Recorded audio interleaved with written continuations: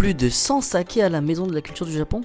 Salut les amis, j'espère que vous allez bien, c'est Jian pour Otaku's Voice. Aujourd'hui, une conférence sur les liqueurs d'agrumes de Koshi avec Chloé Caso-Grandpierre et Shiemi Okamoto pour cette conférence. La préfecture de Koshi se situe sur l'île de Shikoku. Elle possède une richesse culturelle et gastronomique énorme auquel justement nous avons eu la liste pendant cette conférence.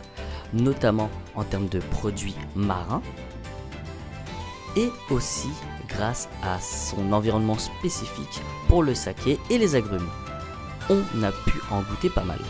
Par contre, elle est la région qui possède le moins de producteurs de saké.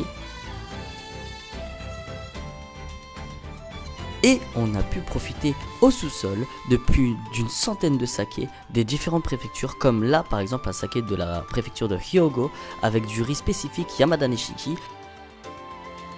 La présence spéciale de la productrice du Yamada Nishiki avec Kei Miyagawa, fondateur de la Galerie K sur Paris. On a pu aussi goûter pas mal de sakés extrêmement diversifiés, extrêmement bons, comme par exemple ce Jumaida Ginjo, Miki, avec plein d'autres préfectures qui étaient présentes.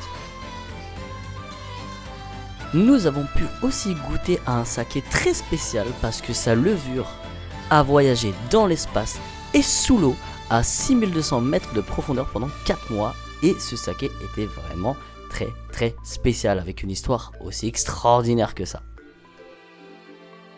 Et on a continué cette dégustation avec la préfecture d'Hiroshima, avec ses trésors extraordinaires, par exemple le Zuikan qui, pour moi personnellement, sentait un peu la glace à la vanille et ça m'a extrêmement étonné. On a enchaîné avec d'autres sakés, toujours aussi bons, aussi l'un que les autres.